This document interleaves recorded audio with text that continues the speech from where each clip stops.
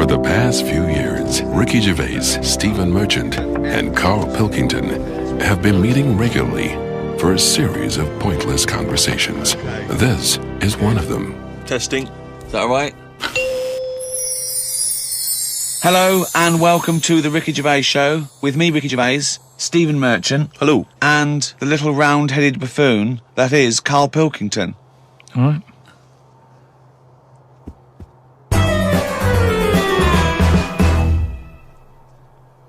We've got a little email straight away, Karl, from Nikki in Beverly Hills, California. She says, Karl, you rock. I hate it when Ricky and Steve ridicule you. I checked out your picture. Although your head is not normal, that's no reason to ridicule you. You look gimp, but I never judge a book by the cover. Cheers. Is that all you've got to say? Well, it's only because I've got no hair, though, isn't it? That's why it gives that effect. No, it's perfectly round your head. It's perfectly spherical head. Your face is slightly too big for it. It almost goes over the sides. Perfectly round head. Pug little nose. Funny gimp eyes with no expression. Hangdog look. Like a little mouth, like a little lamprey, not formed, not human formed. The way your expression is like you've had a lobotomy. Your head goes weird at the back. It's got a little nod in it, like it's really strange, your face, and you're stupid. We've had a lot of emails saying that. I mean, I think he's just paraphrasing, but... talking of emails, you know, a couple of... I can't remember which show it was, but you mentioned, Karl, that you'd only recently seen a Chinese homeless person. Oh, yeah. And it really surprised you because you'd never seen a Chinese homeless person. No. And I actually went along with that. I've still never seen a Chinese homeless person. Well, now I can just tell you now that there's a few responses from Los Angeles, people saying there are quite a lot of Chinese homeless people over there because apparently there's a huge homeless community in Los Angeles. So definitely if you want to see them, Karl, that's the place to go. But we've had one from Vancouver, Canada, from a girl called Amy, and Amy herself is Chinese, and she says that she realised herself that she'd never really seen a Chinese homeless person. And although she says that apparently Vancouver has the first or second largest Chinese population in Canada, she'd never seen them, and she actually went for a walk around the Chinatown in her area looking for them, and she could not find any on that particular day. So again, Canada obviously not a place to go for a Chinese homeless. It was just a point, though. I don't want people sort of... Well, hold on, though. Wait, I'll stop you there. Hello, Ricky, Steve and Karl. I live in New York City and have seen a Chinese homeless person. Not only is he Chinese, but he is also a midget. He's been living on the streets for the last 30 years. He used to dress in rags, but thanks to a coat drive, he's now wearing a fancy Adidas jacket, right? Now he encloses a picture. He says he gave him $10 to take the picture, and I've seen it, and he's a little Chinese midget fella. I'm just getting a bit worried that people are going out there sort of looking for these. Because you know, that's what you requested. No. But all I was saying is I saw one. I didn't start saying, "Excuse me, can you just give us a smile? I'm taking your picture." Do you know we've what I had mean? loads of pictures of people. I know, and it worries me a little bit. And I mean, it's not too bad about the one who took one of a little midget one, because you know, if he kicked off, it'd be quite easy to sort of hold him back. But I'm talking about fully grown. So is that your warning to people? Don't be taking pictures of fully grown Chinese homeless. Well, yeah, I'm just saying, you know, don't be messing about going up to strangers and that and annoying them and stuff, right? Maybe Well, I think that's a good rule of thumb. Don't annoy them. But I mean, that is a hell of a sighting, isn't it? We asked for a Chinese homeless, and they gave us a Chinese midget homeless. Many of the listeners are aware, Karl, that you're sort of fascinated by smaller people. Well, he's fascinated by difference, I think. Yes. I don't think he's having a go at people. You're not Never having a go. when you sort of stare at someone because they don't look like you, and let's face it, most people don't look like you. You're not having a go, are you? Well, like I say, first time I saw Steve, I was never having a go. It was just, oh, that's different. But you know, like you know, Steve, I was never having a go. It's just that thing of, oh, right, interesting. What do you mean? No, just you know, I've said before about I've got used to it, and Steve it's the got same. used to it. What do you? I don't know. Well, you know my feeling with this. I don't really know where he's coming from. But Steve knows I'm not having a go either. Yeah. Karl used to carry around a book that was called the top 50 freaks of all time. Well, it's interesting you should mention that because we actually had an email from Richie who says that he's been a fan of ours for many years and he's listened to lots of the radio shows we've done in the past and things.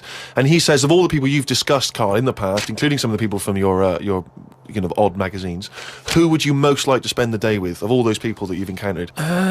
Favourite of all? Well, certainly who you would want to spend time with, who you feel would be the most fascinating, the most interesting. You know, I mean, let's just recap on Well, some there's of Pillow Man, the bloke with no arms, no legs that can roll a cigarette with his mouth. Yeah. No, not impressed with him. That's not sufficient. What about the three-legged juggler?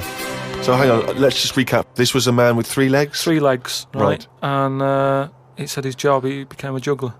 Okay. Not using the gift that he'd been given. What you suggest? Anything. Running, swimmer. Just, Yeah. But yeah, What else what was are the there? others? What are the other ones? There was a picture of a gentleman who was fascinated by him. He used to play the piano. Oh, he's got a tiny head, doesn't he? Yeah, that's that. That's the one who he sort of ages fast. Right.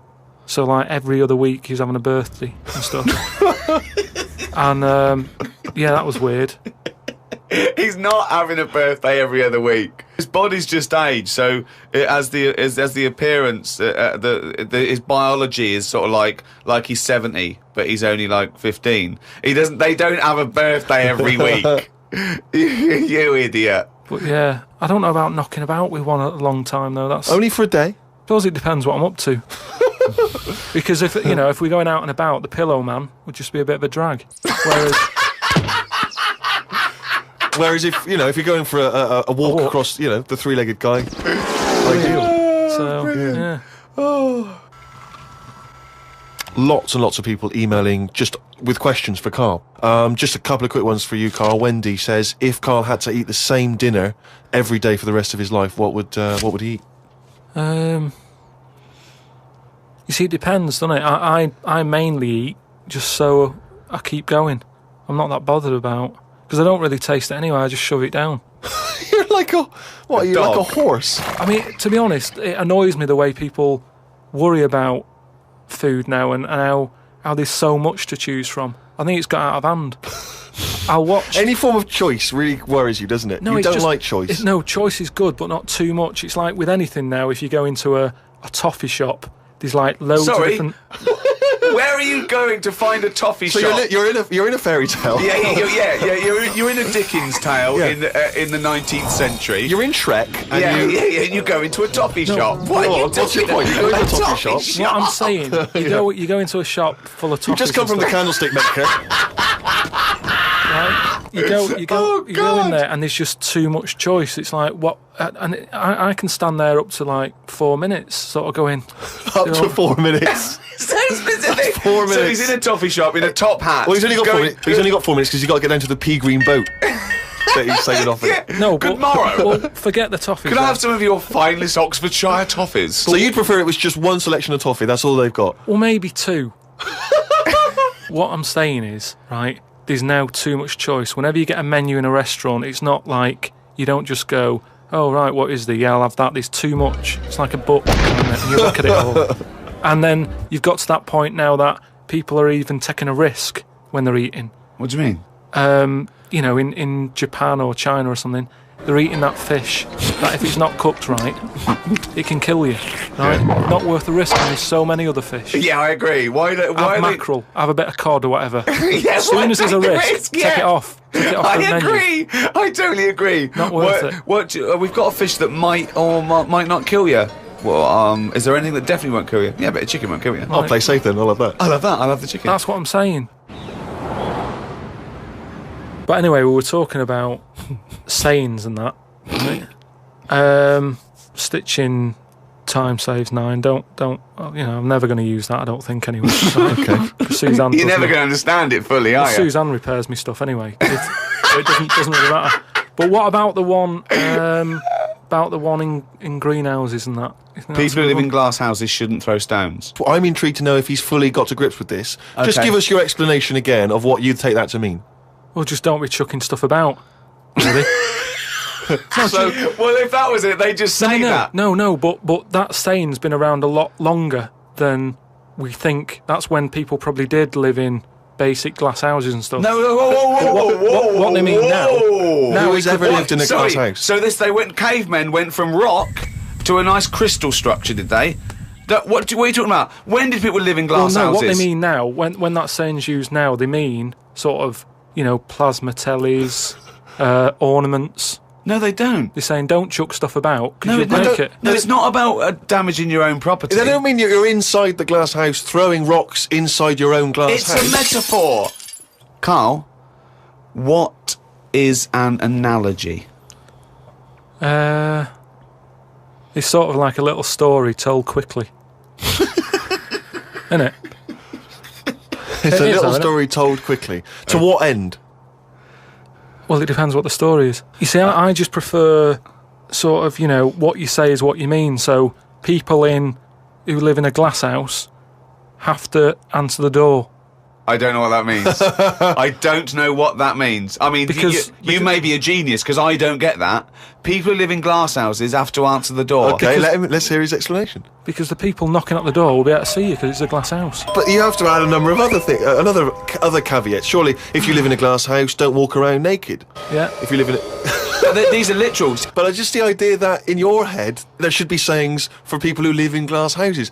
Who is it that's living in a glass house? Well, I'm not talking about them. It's just that if everyone else is bringing up about these people who are living in glass houses, let's get to the real problems they've got. He still hasn't got to grips with the idea of the metaphor or the simile. Well, here's another saying, right, that I learnt recently from a mate, right? Well, there's an elephant in the room. Okay, I haven't heard that one, but explain it to me. It's like how, whenever we go out for something to eat or a drink or something, it's normally after about 5 minutes, the sort of topic gets onto the shape of my head. Yeah. But what I'm saying is, it's interesting how, like, I'm the elephant in the room, right? Nobody's talking about it. You mention it once, suddenly it's the talk of the town. It's what I mean. Everybody starts joining in, going, well, yeah, it is round, but it does suit you. And these are people who I don't even know sometimes, and they're all dipping in. And that is an elephant in the room. So you don't want people to discuss the shape of your head or the lack of hair. You would feel better. You would feel happier that they didn't mention that. Sometimes I think it's better that it's out there. It's made me a stronger person, though. It's the same way, we were talking about religion and that. Samson Delilah, he got weaker without hair. Whereas with me, I think it's made me stronger. But would you ever wear a wig? Not really. What was a long wig like Samson? Well, the only time I wanted a wig was when I did jury duty once, right? And it was annoying that I was sat on the jury right in front of, like, these criminals, right? Everybody else has got disguises. The judges have them wigs on, right? That's not disguises! It is a disguise. That's a disguise. That's why judges wear them, right? No! Well, then what if they print their name in the paper and have a picture of it? What do you mean it's a disguise? It's a disguise, isn't it? No! If it was a disguise, they'd go in with one of those glasses with a nose and the beard attached if it was a disguise. All judges would look like Groucho Marx if it was a disguise.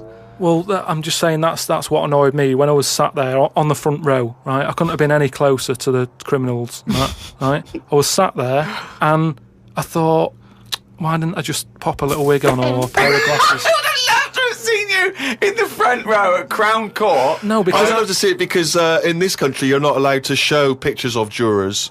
You can't take photos in a courtroom, so there's always these sketch artists that draw drawings, and it's on the news. The idea that we'd have seen 11 people and a sort of Krusty the Clown figure would have been amazing. Yeah, I would love to see the artist do an interview, because it would be like complicated people. Oh, hey, he looks characterful, and then just a little round head. Charlie Brown.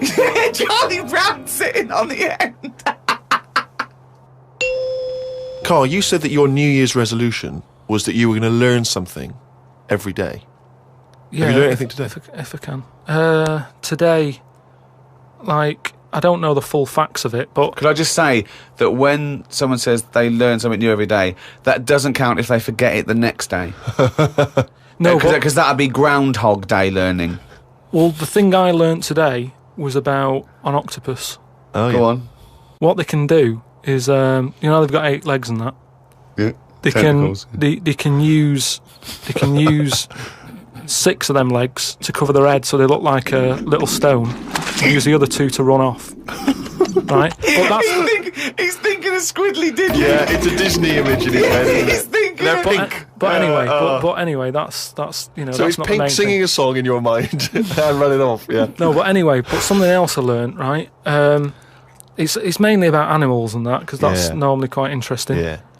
There's a chicken somewhere, Oh, yeah. Oh, yeah. And Specific. and the owner of it was getting fed up because he had to feed it and that. But it Embellishment, wasn't guesswork. No, come on, let's hear it. It wasn't giving anything back. No eggs. No eggs, right? So he was like, I'm sick of this. Anyway, someone told him, pop a little axe next to its little house, right? So when it comes out in the morning thinking, I'll have another lazy day doing nothing, right? He saw this axe and suddenly it was like, oh, right? I'm for the chocolate thought, yeah. It laid about 6 eggs. It's rubbish. Through Squeeze them worry. out. It's rubbish. quick. A chicken wouldn't recognise an axe as a threat. It wouldn't be able to reason that I better start working or I'll be meat. I better start. It's absolute rubbish. Once again, it's this ridiculous thing you got that one personifying animals to reasoning powers better than yours. I mean, I think you make chickens and monkeys cleverer than you in your stories, which is weird. It didn't happen and wouldn't work. Next, what else haven't you learnt today? Do you think then that it's worth looking after animals then if there isn't any memory? If they don't know what's happening anyway, you're always going on about don't be cruel to things. Why would you ever want to be cruel to an animal, whether it can reason or not? No. I mean, I don't mean really cruel, but I mean like there's an advert on that's on in the in Britain, advertising some supermarket, right? And it's saying, we look at before we kill our chickens and what have you. They have a great life. This is like the voiceover, and you see Happy Chicken. Yeah. And it's going, we give it a good little house to live in. It's got straw. Yeah. It eats good. Yeah. And then we kill it. Right? Yes, but that's better, isn't it? Well, no, I don't think it is, though, is it? Because at the end of the day, if I was that chicken, right, I'm that chicken, loving my life. I can't believe me luck, right? It's got its nice little field that it's working on. Yeah. It's got its nice food and everything. But it's going to die. Yeah, we're all going to die. But then, if you were like a rubbish chicken, that had like a rubbish life, you'd be going, oh, kill me. Carl, they're not thinking what's going to happen tomorrow. They don't know that they're going to get for the chop, are they? A chicken's not going, I'm fed up with this. I can't wait for that axe to be used on my neck. Yeah. Well, that's another... now you've mentioned the cutting off of an head, right? Yeah. On the chicken.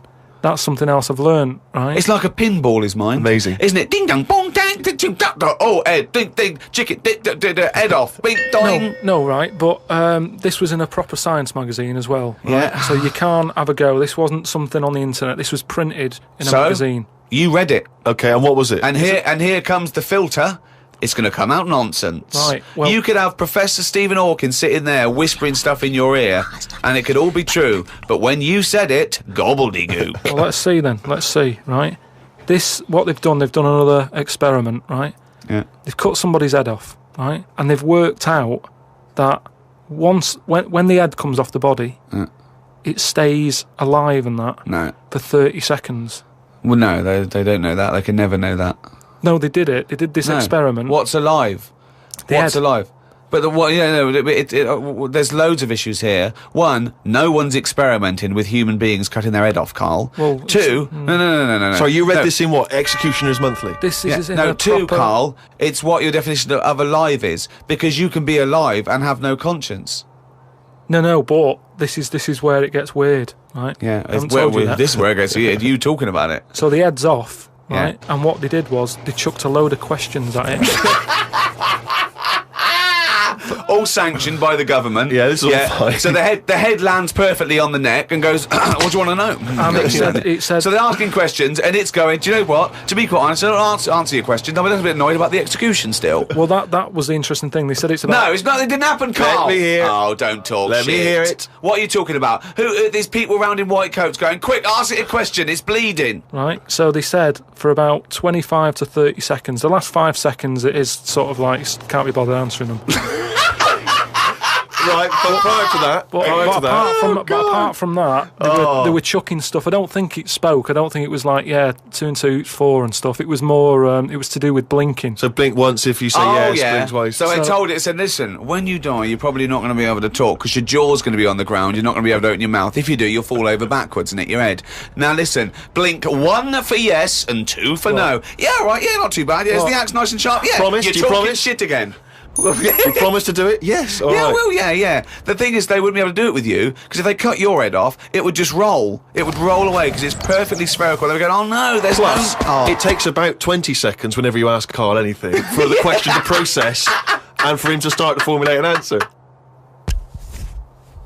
Karl, It's what we've all been waiting for. Oh, chimpanzee that monkey news. Right, well, this one sent in from Sam in New York, right? And it's about a fire that happened, right? In a really, do you know, like in New York, they have loads of big buildings, don't they? Yeah. Right, really, really tall ones and Skyscrapers. stuff. Yeah. And there was a fire in one of them, right? So they did as expected. They called up, fire brigade and that.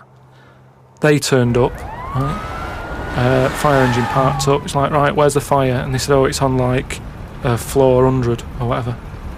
And they said, oh no, we've brought the fire engine with the short ladders.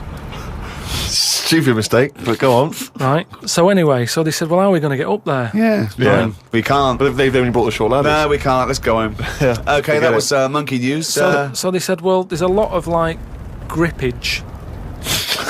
Because they made up words. The firemen, the NYPD firemen. There's a lot of grippage On the side of the building and stuff. So anyway, they said, why don't we just go and get a monkey, right?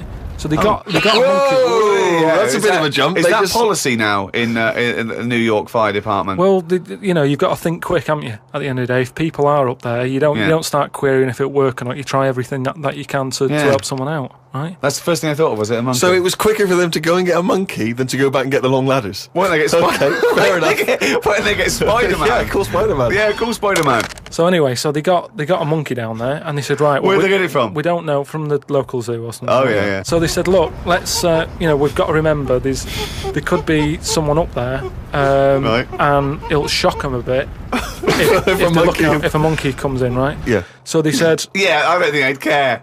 Get it. If their building's on fire, they're not going to go, oh, it's weird, there's a monkey at the window. They'd be screaming, save me! Oh, there's a monkey. Oh, So where are you anyway, from then? So they said, right, we'll just get it a little small uniform and that, the smallest you've got. But, whoa, hold on though. Actually, where are you going to get that? I'm going back to the station. We'll get the long ladders while you're there. No time. No time. No, I bought the small uniform. I just didn't bring the long Yeah. ladders.